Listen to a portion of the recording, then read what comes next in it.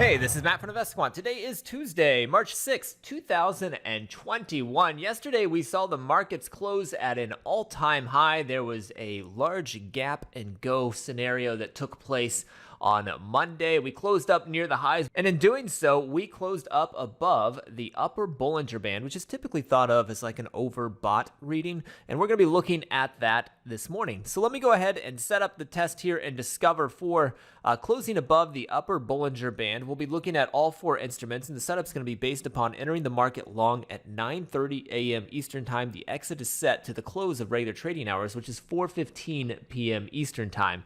Now, we are currently trading lower, so I'm going to go into the opening filters, and I'm going to assume that we will be opening lower. I'm going to hit gap down here in the gap direction. We won't know that for sure until 9:30 a.m. Eastern Time, but that's where we're at currently at the time of this recording. Next, I'm going to go into the indicator section. That's where I'm going to build this pattern at. The first thing I'm going to do is I'm going to say the prior day closed above the upper Bollinger Band. So I'm going to hit equals right here in the overbought, oversold category next to day after close above upper Bollinger Band. And then I'm also going to put it above a 10 and 200 day simple moving average so that it is in a strong bull market. Probably only need the 200 in this scenario, but I grabbed them both anyway.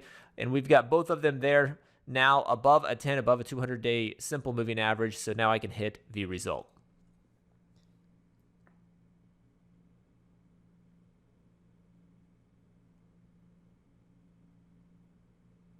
And here we go. These are the results based upon entering the market long at 9:30 a.m. Eastern Time, exiting at the close, which is 4:15 p.m. Eastern Time, when the prior session closed above the upper Bollinger Band, and this morning's open is below the prior day closing price. So gap down after a close above the upper Bollinger Band. This has taken place in a bull market environment, above a 10, above a 200-day simple moving average. Historically, the S&P has 112 samples dating back to 2003. The NASDAQ has 121, the Dow 107, and the Russell 116.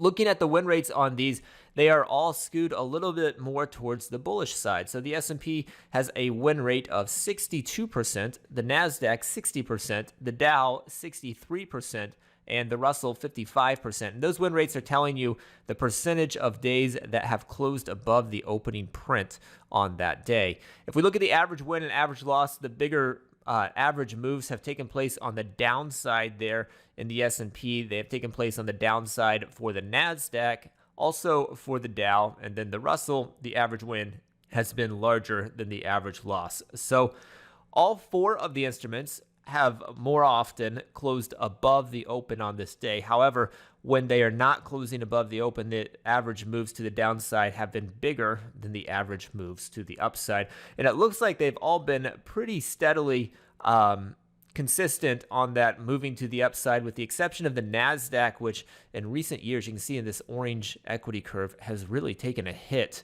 on this scenario. You can see just the way the equity curve has fallen in the past year or so. It's been very weak here over the past year. Let me just click on this NASDAQ tab here. We can look at the results over the past year.